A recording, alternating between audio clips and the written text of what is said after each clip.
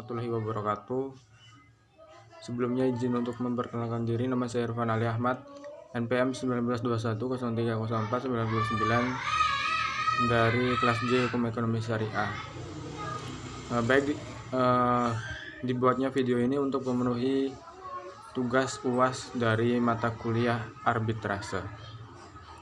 Baik, dari kesimpulan dari semua kelompok, yang pertama yaitu kelompok pertama, kesimpulannya yaitu kata arbitrase berasal dari kata arbitrare, Latin arbitrale, Belanda arbitrase, Inggris, dan arbitrase Prancis, yang berarti kekuasaan untuk menyelesaikan suatu menurut kebijaksanaan atau damai oleh arbiter atau wasit. Satu pengertian arbitrase adalah cara-cara penyelesaian hukum partikulir yang tidak terkait dengan berbagai formalitas. Kesimpulan dari kelompok 2, Badan Arbitrase Syariah Nasional Basyarnas merupakan badan yang dapat menyelesaikan sengketa perdana atau muamalat Islam dengan memutuskan suatu keputusan hukum atau masalah yang dipersengketaan.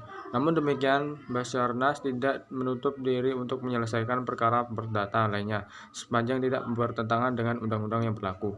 Keputusan yang telah ditetapkan oleh Basyarnas terhadap perkara yang diajukan kepada bersifat binding, mengikat, dan final, tidak dapat banding atau kasasi. Selanjutnya itu kesimpulan dari kelompok 3, Alternative Dispute Resolution ADR merupakan suatu peranata penyelesaian sengketa di luar pengadilan yang mekanismenya berdasarkan sebuah kesepakatan dari para pihak dengan mengesampingkan penyelesaian sengketa secara litigasi dan pengadilan. Yang keempat yaitu kesimpulan dari kelompok 4, yaitu layanan konsultasi merupakan proses dalam suasana kerja sama dan hubungan antar pribadi dengan tujuan memecahkan suatu masalah. Dalam lingkungan profesional, dari orang yang meminta konsultasi, ada 3 unsur di dalam konsultasi, yaitu klien, orang yang meminta konsultasi, dan konsultan. Kesimpulan dari kelompok 5 selanjutnya yaitu negosiasi merupakan komunikasi langsung yang didesain untuk mencapai kesepakatan pada saat kedua pihak memiliki kepentingan yang sama atau berbeda. Selanjutnya, kesimpulan yang kelompok selanjutnya yaitu peran mediator yang sering ditemukan ketika proses mediasi berjalan.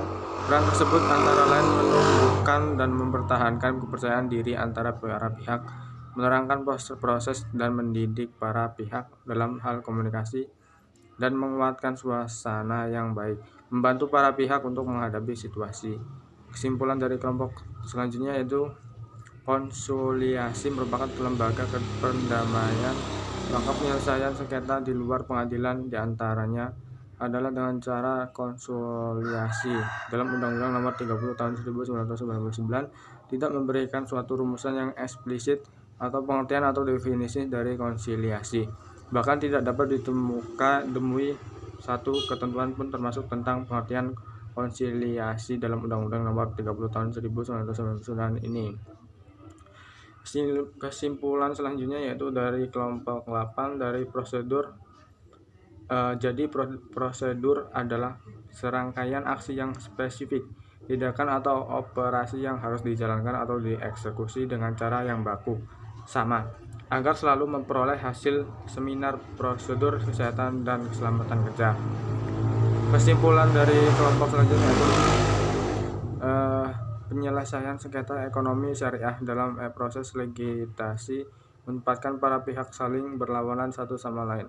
Selain itu, penyelesaian sengketa secara legislasi merupakan sarana akhir ultimatum remedium setelah alternatif penyelesaian sengketa lain tidak membuahkan hasil. Sehingga dalam penyelesaian sengketa secara litigasi diperlukan adanya sistem penyelesaian sengketa yang efektif, efisien, dan cepat, sehingga terdapat forum penyelesaian yang dapat diterima dan dapat memiliki kemampuan untuk menyelesaikan sengketa dengan cepat.